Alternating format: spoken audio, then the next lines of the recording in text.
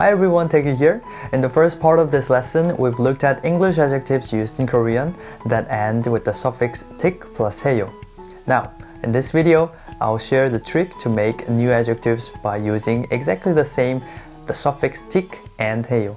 In English, you guys have the suffix like, as in lifelike, baby dolls for example, and ish, as in amateurish, which you attach at the end of words to express that something has the characteristics or gives off an air or style of that noun. In a similar fashion in Korean, since quite a while ago, it's become trendy to add tik heyo, just like in the examples that we have seen in the previous lesson.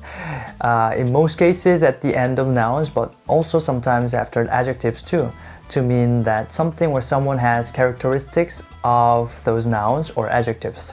So, for example, if you say 저 트렌치 코트 버버리 틱해요, and that would mean that trench coat has an air of Burberry. 저 트렌치 코트 버버리 틱해요. This expression can be useful when you want to use an adjective in English that is derived from a noun, but we don't really use it in Korean. So once again with the word amateurish, let's say for example you're watching an esports match and you feel like the gamer is amateurish. But in Korean, it's not common to say amateur이시에요, although we do use the word amateur, amateur. So in this case, what you can do instead is to add tik해요 at the end of the word amateur. So to say that gamer is amateurish in Korean would be 저 게이머 아마추어틱해요. 저 게이머 아마추어틱해요. And 아마추어틱해요 is actually quite commonly used nowadays.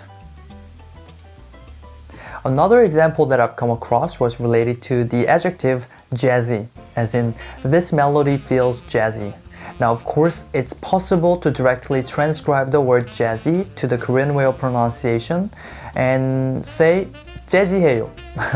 And indeed I do have seen this kind of expression online, but it's still very uncommon to say that. So instead, if you just add tik해요 at the end of the noun jazz, it's gonna be much more easily understood by most Koreans. Now, as I've already alluded with the word jazz, we sort of modify the pronunciation, so we say jeju in real life, jeju, even though it's written as jeju.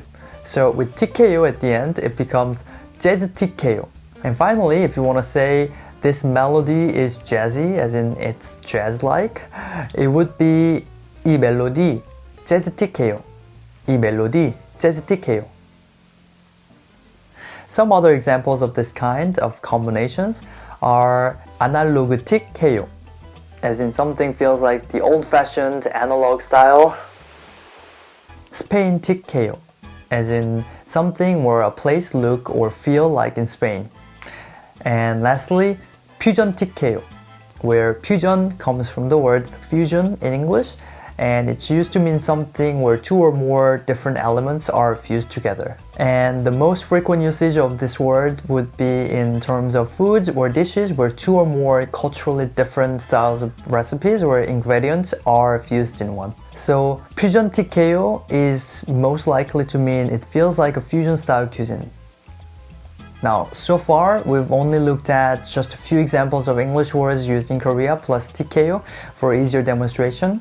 And of course, there are a whole lot more English words that you can combine with tik해요. But more commonly though, you will see Korean words combined with tik해요. For example, 시골 tik해요 with the word 시골, which means countryside, to mean a place feels like countryside or countryside-ish, if you will. Or 유아 tik해요 with the word 유아, which means an infant. I know it sounds like saying you are in British pronunciation, but it means a baby in Korean. So 유아 tik해요 would mean something where someone is infant-like.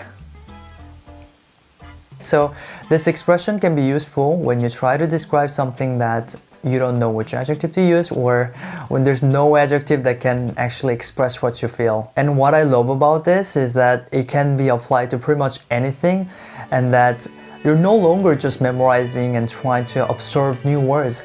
Instead, you are like being part of the creation of the language. So personally, this is very meaningful for me to share this because it's sort of empowering, let's say, which is really the reason the raison d'être of this channel, so I hope you feel the same. Anyways, that's it for this video. In the next lesson, we'll learn to use adjectives in a different form so that you can directly describe nouns with them instead of having them as part of the predicate in a sentence. It's going to drastically increase the range of what you can express in Korean, so please don't miss it. Thank you for watching and see you in the next video.